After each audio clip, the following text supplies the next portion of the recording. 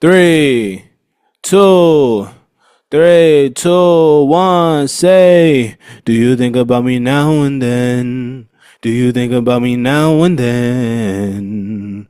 'Cause I'm coming home again, home again. Baby, do you remember when fireworks at Lake Michigan? Oh! 'Cause I'm coming home again, home again. Baby, do you remember when fireworks at Lake Michigan? No, 'cause I'm coming home again. Maybe we could start again. Hey, yo! Welcome back to another episode of the Art Supply Podcast. I'm your host, Eric Curry III. Welcome, like they say at Carolina Kitchen. Oh, man, it's so beautiful to see y'all guys. As y'all can see, I'm back in the bit. I'm back in the bitty. I'm back in the spot. I said that this is going to be my pod. I said that last pod in here was going to be my last pod with the setup looking like this. Obviously, as you can see, I lied. My bad. I'm sorry. I need to go to Michael's and get the the frames for my wall. That's what I need. I need to get the frames for my wall, and I need to get the command strips so I can put the stuff up on my wall. But that's on me, big dog. That's on me. But coming soon, though. Coming soon. I'm not gonna promise y'all anything. It's just gonna happen one day. Yeah. If y'all are listening in, I'm back in New York. If you haven't got that already, also if you're listening in, make sure you give me a 5-star and a review. You can just say that this is the greatest podcast that we have ever heard in our lives, and that will suffice. If you are watching on YouTube, make sure you like, comment, subscribe, turn on post notifications so you can be notified every time we post a podcast. Oh man, I'm just excited. I'm excited to get this pod out. I'm excited to talk to you guys. There's a lot to be excited about. What are we going to talk about today? We're going to talk about J. Cole and him. I thought y'all didn't like Cole no more, man. If y'all didn't like Cole no more, then why? You know what? We're gonna get to that. Then after that, what we're gonna talk about Kendrick and SZA going on tour next year. Then we're going to talk about entertainment being a like high class luxury now, like entertainment, concerts, sporting events. They are now for the middle and upper class folks. And then if we get to it, we're going to talk about people trying to kill Ray J.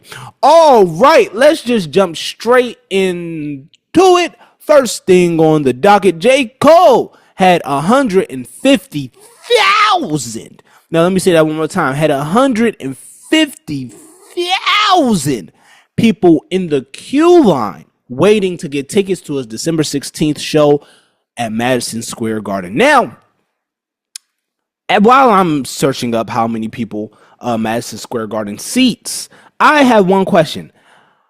I thought y'all didn't like Cole no more. I thought we hated him. I thought y'all hated him because of the whole beef thing. I thought that y'all like just didn't appreciate him. I thought he was outside of the big three. I thought Tyler replaced him in the big three. I thought Future replaced him in the big three. But all of you niggas, somehow, some way, are trying to buy tickets to see Cole at MSG. MSG only seats 20,000. 19.5 if we being honest. 19,500 people if we being honest, but we're going to round up to 20. Because, you know, an extra couple people can squeeze in that standing room. An extra couple people can squeeze in there. They might not have a seat, but they can stand the whole show.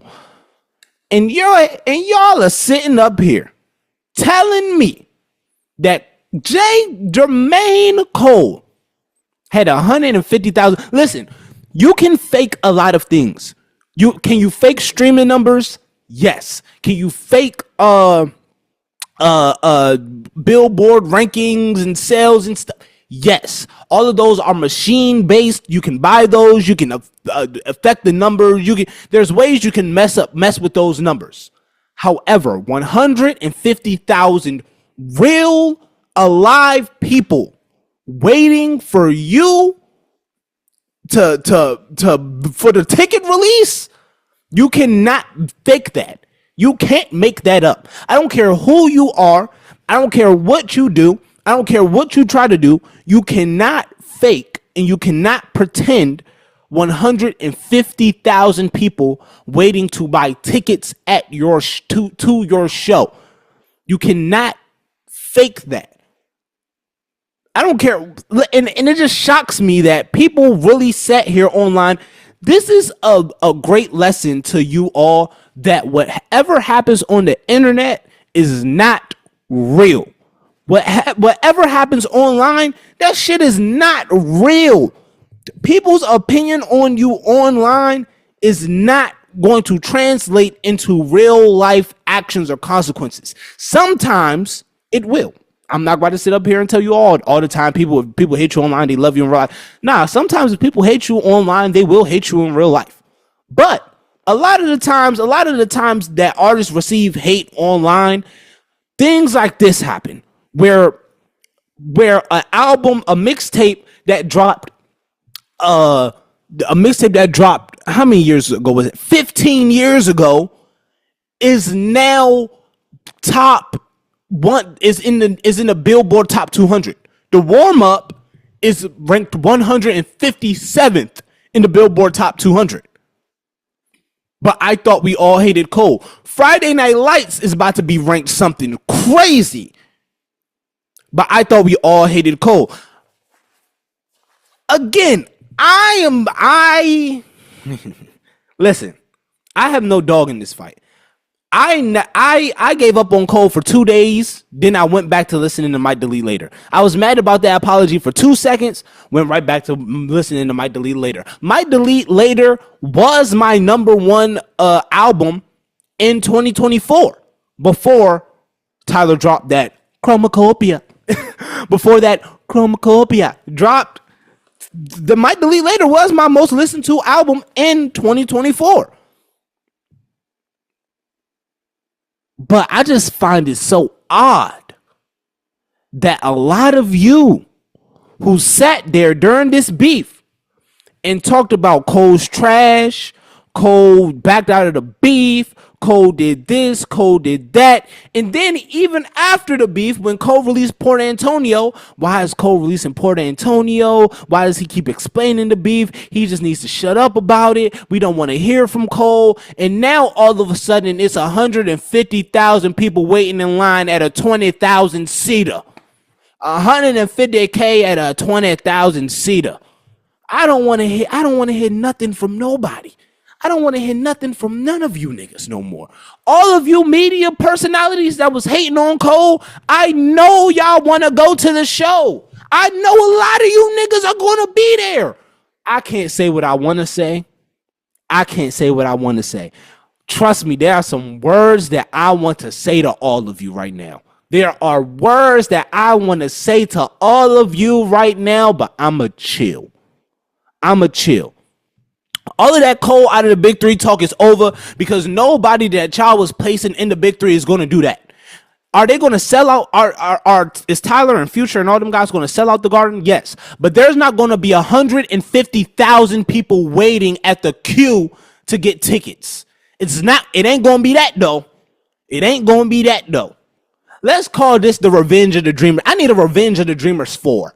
And it just needs to be a Cole album talking to all of y'all, just demolishing all of the hate, just crushing all of the guys who was sitting there hating on him. That's what I need, a Revenge of the Dreamers 4 album just for you niggas, just for you. That's what I need. And my thirst will be quenched, my hunger will be satisfied. Cole, shout out to you. I don't know if I'm gonna see you on the 16th or not. Let's pray that I will. Let's pray that I will see you on the 16th. These tickets are selling like fresh hotcakes. These junks are going out fast. Let's see what happens. And what happens. But if not, love, Mo. And if I can't pull through on the actual tickets, guess what? I don't have class on December 16th. That's a Monday. I don't have class that day. So guess where I will be all day? I will be outside of Madison Square Garden waiting with 2,000 other people waiting for that Dollar in a Dream ticket. I will be waiting in the freezing cold for that Dollar in the Dream ticket. I will. I will. I will. And I will be paying that dollar in cash to whoever needs the dollar. And I'll be getting one of those 2014 tickets.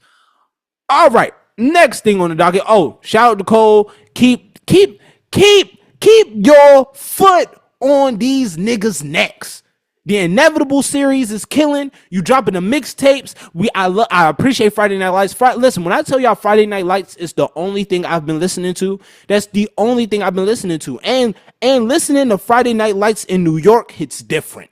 That hits different. The energy is different because you feel the hunger. You feel the hunger. You feel the, oh nah, I need to get it. I need to make it. I need to get it. Nah, I'm close. I need to keep going. You feel that energy. You feel that energy. Yeah. Yeah. Shout out Cole, man. Keep your foot on these niggas' necks. We need Truly Yours on streaming. Then after Truly Yours, we can continue the Inevitable series and begin the rollout for the, you dig, you hear me. All right, next thing on the docket, Kendrick and SZA today actually announced that they are going on tour. Can we give this up? We're getting a future. We're getting a Kendrick and SZA tour. And not only is it a tour, it's not no arena tour. This is a stadium tour. Kendrick and SZA are about to pack out stadiums, football fields. This summer is finna be lit. All right. I'm ready. I'm excited. The last show is going to be in my city. It's going to be in DC. I'm looking forward to going to that one. And yeah, it's not much else I can say about that. I'm gonna knock two birds out with one stone. Always want to see SZA. I always want to see Kendrick. So if that's a chance that if there's a chance that I can do that, I will do that. And also, they're coming to MetLife in May. So if I'm not able to go to the show in DC, I will be going to the show in MetLife. But I'm so excited. I'm so excited to see this Kendrick and SZA show. I don't know what to expect. I'm surprised he didn't announce the tour after the Super Bowl, and he's announcing it now. But that's because I think there's an album after the Super Bowl. And also, also the tour is called the Grand National Tour. The Grand National, get it? Because the GNX is the Grand National, and then the Grand National Tour because it's, yeah, I like that too. I appreciate this. They're the on Father's Day, Kendrick will be doing his show in Toronto, which I think will be funny and I think will be hilarious. But yeah, I'm happy. I'm satisfied. Listen, all of my I can't do too much complaining when all of my faves are dropping music, doing tours, doing all of the things that they need to be doing as artists. They are fulfilling my personal contractual obligations as artists that I like, right? If I like you as an artist, you now have a deed to not only yourself, but to me as a fan to keep making dope things, keep doing great moves that inspire me to keep doing all the things that I expect you as an artist to do. Kendrick has been doing that. Cole has been doing that. Tyler has done that. Who else? Schoolboy Q has done that. A lot of people have done that. Sir has done that. So, shout out to all the guys that are doing amazing things, amazing moves. I really don't have much to say about this, but I just wanted to make it known that Tyler, Jesus Christ, that Kendrick and SZA are going on tour soon in 2025. I was talking to one of my professors yesterday about how I feel about 2025 when it comes to music. And I told him, I was like, listen, I think 2025 is going to be a big year in music. He was like, do you think so? I said, yes. I think Cole's going to drop. I think Kendrick's going to have something else coming out in 2025. And how the big three left this year, I feel like we're going to have, I think Drake is going to make a resurgence in 2025. I think he's going to make because y'all done forgot about who Drake is. I forgot about who Drake is. And I hope Drake sits and reminds us about who he is and that he's really that guy that nobody can stop. In 2025, I think that's the year that hip hop will compete with 2016 as one of the best years in music. I feel it. I think so. I really do. 2024 was a great year in music. It was up there 2016 caliber, that same S tier rating, right? With 2016, I think 2025 could surpass both of those years. I think it could. And I'm saying that with this year being an amazing year with music. A lot of great drops happen. But 2025 is going to be something special. I don't know why I'm saying this, but I just feel it. Like I just feel like 2025 is going to be a very great year in music. It's going to be a very great year in hip hop. It's going to be a very good year. It's going to bring back a lot of the old cemented hip hop things that we know and we love. So yeah, that's that. All right, next thing on the docket. We're moving quick. We might actually get through all of these today. I got like 7 things on here. We might get through all of them. All right. I was talking to another one of my professors today, earlier before class, and he was telling me something interesting. He was like, man, back in the day, he was telling me how he loved to go to movies. And he's an older guy. And he was telling me, like, very older guy. I'm about to show his age right now. He told me that back in the day, but he was a kid. He's from New York. He was like, when he was a kid, he could go see 30 cartoons. I think he said 2 short films and an array of movies for 25 cents. For 25 cents, you can see 30 cartoons. I think he said like 2 or 3 short films and an array of movies for 25 cents. Then he said that back in the day, it used to be like passes that you could have, right? And the passes would be, I think that they were like for students or something. And they would be so you could go to the Yankees and Giants games for $1. He said he used to go to the Yankees games and the Giants games for $1. And then my friend hit me shortly after that because she wanted to go to the Cole show too. And she hit me and she was like, hey, have you seen the price for these Cole tickets? I was like, nah, not yet. I haven't had a chance to look. She was like, man, they talking $300 for the cheapest ticket. And then my wheels started to turn. Why is entertainment becoming such a middle to upper class, really upper class festivities? These, you like, it was a point in time where sporting events were cheap. Were cheap enough where you can bring your family. You might be sitting in the bad sections, but they were cheap enough to where you can sit in the bad sections and have a good time, right? Along with concerts. Concerts at one point were cheap enough to where all of your friends, you don't have to like have a job or save up money or nothing. You can like $20, $30, pay the ticket, boom, go through the door, right? Why is it now that we are paying $300 to see our favorite artists? And a lot of the artists that a lot of the times, the diehard fans, the diehard supporters, and people who really take time to watch and view and to like everything and do all those things, sometimes either one, they can't afford to go to the show or to the sporting event or wherever, or 2, they spend their last dollars trying to get there. So they go broke trying to get there, or parents go broke trying to get their kids there, or parents have to deal with the disappointment of their children by saying, oh man, I'm sorry, we just can't afford it. Why are these things so expensive? Now, I know the cost of doing shows and to doing sporting events and all of these things, they are expensive. Trust me, I know these things are expensive. They cost a lot of money. However, you niggas are, I don't want to use that word. That's a bad word to use.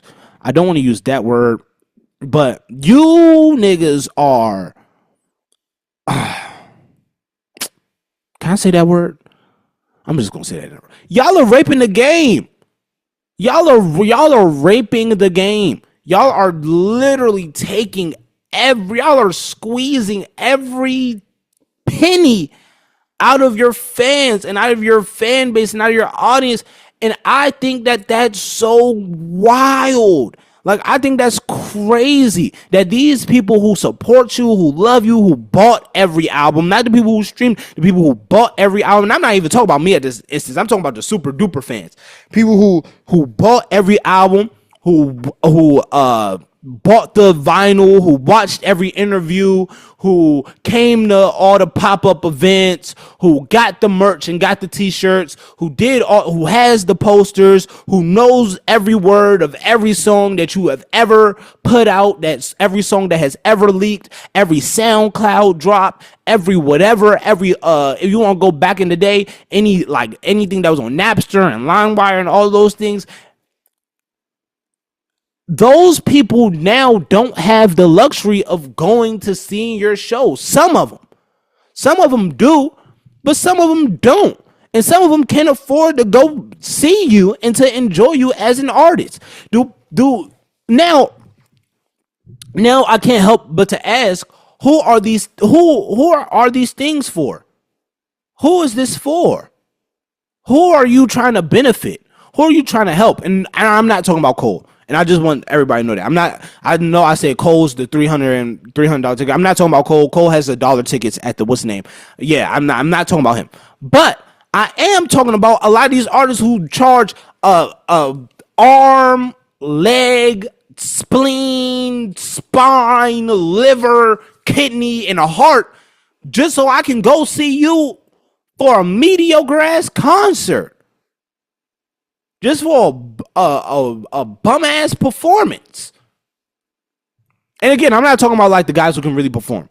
But the price I am. But like bum ass performance, I'm not talking about you guys. Because you guys can really perform. But it still doesn't make sense on why your tickets cost so much. You guys are literally raping the game. And your shows are fit for only a certain demographic to go. I'm not going to say which demographic goes, but only a certain demographic wants to go to your show or are going to go to your shows. And I know a lot of y'all are going to sit here and be like, hey, Eric, concert tickets aren't that expensive. You can afford a concert ticket. I can't. But my friend told me that concert ticket was $300. I looked at my bank account and I said, shoot, we can buy 3 of those today. we can buy 3 concert tickets right now, fees included. Not tripping about it, right? But at the same time, I'm thinking I have no other option but to always think about other people. So I have to think about the other perspective in everything. I have to think about how other people feel about these things. I have to think about how you guys feel about certain things. It's just in my nature to think about these things. So I have to think about, man, what about the kid who listens to this artist, or forget music. What about the kid who wants to be an NBA player? His favorite player is LeBron. Or, since we're in New York, his favorite team's the Knicks. He wants to see the Knicks play. And his dream is to go and just watch the Knicks play live, right? He's a basketball player. He dribbles in the fucking street all day. He goes to every open gym, every run, everything, right? However, this kid cannot afford a ticket to see his favorite team play. And he's the diehard, got the Knicks posters, wears the Knicks jersey to school every day. He knows every player that has ever signed to the Knicks from 1973 to now. Like, and you're telling me that kid can't go and watch his favorite team play basketball? You're telling me that kid can't go and enjoy the game with his dad or with his mom or his friends or whatever? Does that not sound crazy? Does that not sound wild? That these people who are diehard fans who support this thing, now a lot of them can't go and to enjoy the thing that they've always enjoyed. Because it's so expensive and they got other things to pay for. Now, for those who can afford it, shout out to you. Working hard. I love that. Get your money up, king. Get your money up, queen. I love that. But for those who can't, I feel for you. And you're seen, and I feel for you. And the worst part is you're going to have to watch niggas post about it for the next week. You're going to see that shit on the Instagram story. You're going to see it on Twitter. You're going to see it on TikTok. You're going to see it. And that's the worst part. You gotta sit there and be like, man, I wish I could have gone, but I just couldn't afford it. And you know what? That's why young niggas be crashing out. I get it. I get it. I would crash out too. I would do it too. Am I condoning crashing out? No. But am I starting to understand why some young people crash out? Hell yeah. Cause the circumstances of what I'm living, the circumstances of what and how I am living is not up to par to how I want to be living. And now I see a whole bunch of niggas that are around me that can do those things, but I can't. Oh yeah, I'm pissed. I'm crashing. And rightfully so. Stop crashing out though. This is not a crashing out PSA. Stop doing that for real. Get your lives together. Get your lives together. Please and thank you. Next thing on the docket. I'm surprised we even got to this. I'm going through this docket really quickly today. I'm proud of myself. Are people trying to kill I can't even listen. I can't say it without stumbling, and I cannot say it with a straight face. Are people trying to kill Ray J? I can't. You know what? I'm so timid to. I'm this close to ending the pod right now. I can't take myself seriously. Cause why is anybody trying to kill Ray J? Why is anybody trying? Listen. So apparently, if you don't know who Ray J is, nigga, look him up. Ray J believes that somebody's trying to kill him. He said that somebody tried to shoot him probably a couple weeks ago, and then earlier today or yesterday, he posted somebody vandalizing his car, and somebody on Instagram said he opened the car window like an easy bake oven, and he realized he really did, like dead ass. He opened the car. Listen, this is how he opened the car window. So his car window was total, right? But this is how he opened the car window. He did it like this. You know how you can like roll it down? He opened it, took his hand and pulled down on the window, and you can look inside of the car after pulling down on the junk like this. Now you cannot sit up here and tell me that's not an easy bake oven open. Listen, do I think people are trying to kill Ray J? Another valuable lesson. Here's another valuable lesson. When your ass don't take nothing serious, and when you troll all the time, we don't take you serious. So you sitting up here trolling, talking, doing all these publicity stunts and a whole bunch of things, and you doing a whole bunch of stuff for attention. Now, if niggas, what time is it? Oh, now if niggas really are trying to kill you, we don't know. And now we're not taking it as seriously as we probably should if people are really trying to kill you. Because we're thinking, oh, it's Ray J. You know how Ray J, oh, you know Ray J be tripping. Oh, you know Ray J just... And you can't be mad at us because, nigga, you've been trolling this whole time. It's like the boy who cried wolf. Nigga, you can't be like, oh, my God, it's a wolf. It's And now he's like, nah, nigga, you was trolling us for years. You was trolling us for years. So now I don't know what's about to happen. I don't know if you about to start I don't know if you're being dead ass or if you're about to start Ray J security systems or if you're about to start Ray J car alarms. Like, I don't know what Ray J bulletproof vest. You always find a way to make things a money grab and a money opportunity. So if this isn't the way, if this isn't that, then I don't know what it, then hey, my bad. But I'm not about to sit here and be like, oh prayers for Ray J, because he could be trolling. Even though that's, you know what, prayers for Ray J for real though, y'all. I'm not about to sit here. I'm not about to deny Ray J prayers. Who am I to deny prayers? I ain't nobody. I can't deny Ray J prayers. Prayers to Ray J for real. Because if this is real and if he is really about like getting threatened and his car's really getting vandalized and at the same time, the nigga only showed us a window of the car getting vandalized, or at least that's only what I saw. I only saw the window of the car get vandalized. So a window, not crazy, not a crazy fix, not that much. You can get a window fixed.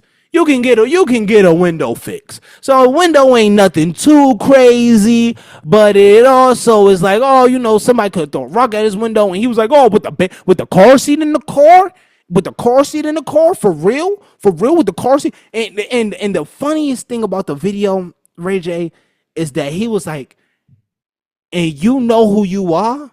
He said something like that. He was like, and you know who you are, or I know you, I know.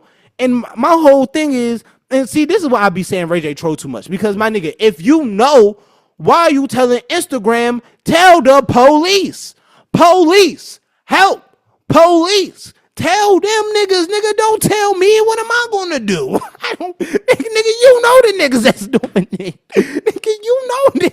You just told me that you know them. Nigga, get them niggas out of here. What are you doing? Ray J, what are we doing? Nigga, you sitting up here talking about some, yeah, I know, I know who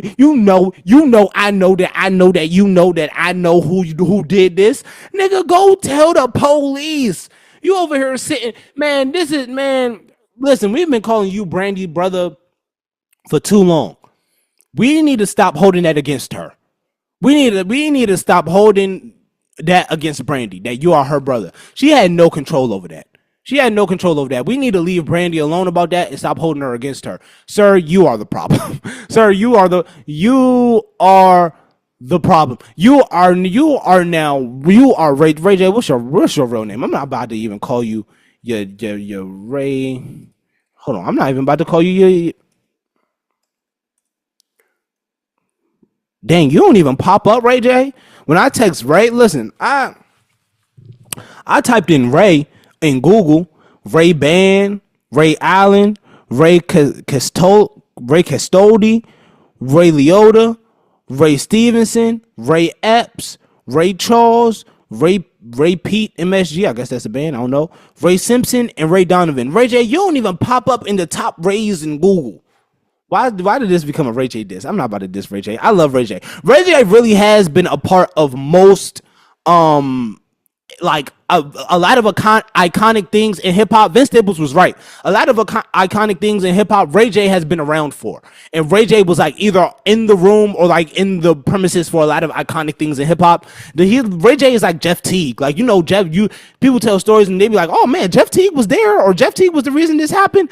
The same way with Ray J. Ray J and Jeff Teague are like the same nigga. Ray J name, Raymond Johnson, William Ray Norwood Jr. Nigga, I am not calling you Ray J no more, nigga. Your name is William Ray Norwood Jr. Get your act together, sir. Get your act together, sir. If this is real, call the police. If this ain't real, please tell us you're trolling so we won't have to worry about your safety. This is not okay. If you're trolling, this is not the time to troll.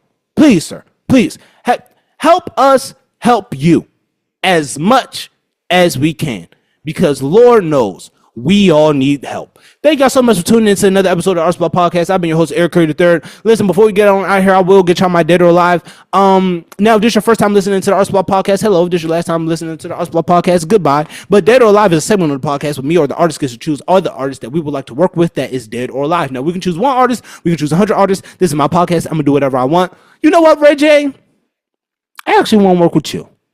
I actually want to work with you, Ray J. I want to sit down and have a conversation with you, Ray J. I just want to know what goes on in here. That's it. I just want to know what goes on in here. That's it. That's all I want to know. Thank y'all so much for tuning in to another episode of Art Spot Podcast. I've been your host, Eric Curry III. You can follow me on Instagram at Eric Curry III. You can follow the podcast at Art Spot Podcast. If you are listening on your favorite podcast platform, please give me a 5-star in the review. Hey, if you are listening on your favorite podcast platform, please give me a 5-star in a review. You can just say that this is the greatest podcast that you have ever heard in your life, and that will suffice. If you are listening on your favorite podcast platform, please give I already said that. If you are watching on YouTube, Lord talk, Eric, boy.